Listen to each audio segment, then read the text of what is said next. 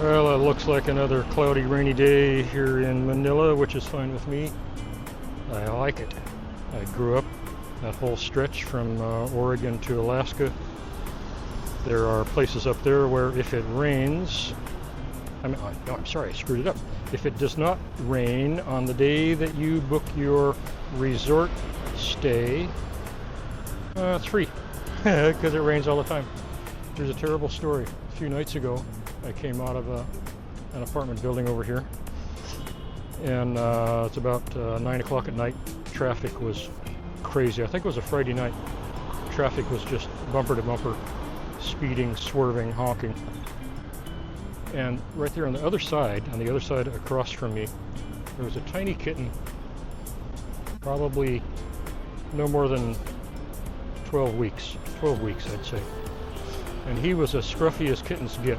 Scruffy, he had patches of missing hair, he was Ethiopian thin, he was just in terrible shape. And he came out of somewhere, I'm not even sure where because there's no place back there. He must have come out of those bushes over there.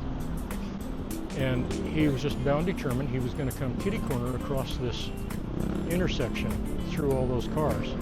And I suppose it was thirst and or hunger driving him.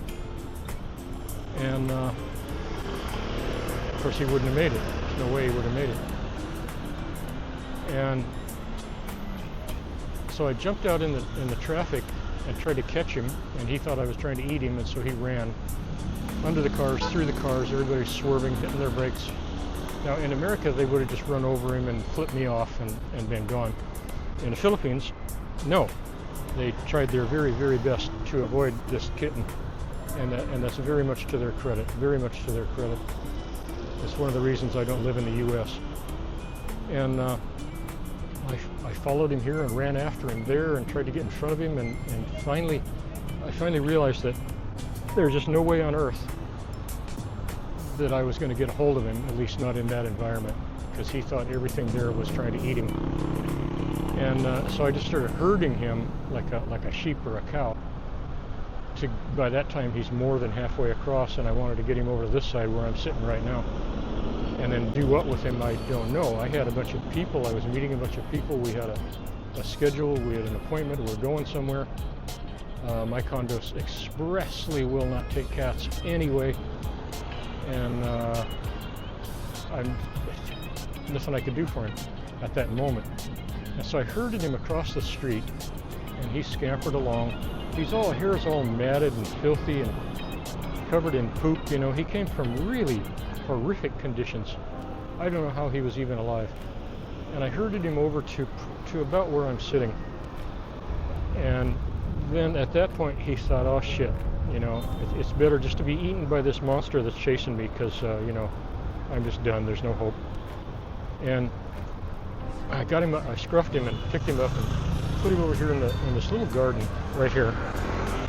And there was a piece of trash laying there that had a little pool of water in it because it had been raining and was spitting rain. And I made sure he realized that was water, and he gulped that for a second. And meanwhile, all my friends are waiting over the other side, like, oh yeah, this guy's an idiot. And so he got a little water in him, and I put him back in the bushes a little bit, and I thought, well, okay, he's going to sleep for a while because he had to be exhausted. And this is a quiet, well, it's not quiet, but it's a safe, dark place, and I thought he'll crawl around for a minute and go to sleep. And then when I get done with this appointment, I'll come and I'll see if he's still there. And if he is, I'll try to get a hold of the volunteers at Cats of BGC or some other volunteers or whoever. But I have a low tolerance for kittens, you know. I'm sorry, I do. You know, anything else I don't really care, but kittens. Okay, so I got done with the appointment, came back, and he was gone, of course. He had decided it wasn't worth it to wait. And I looked all through this garden, couldn't find him.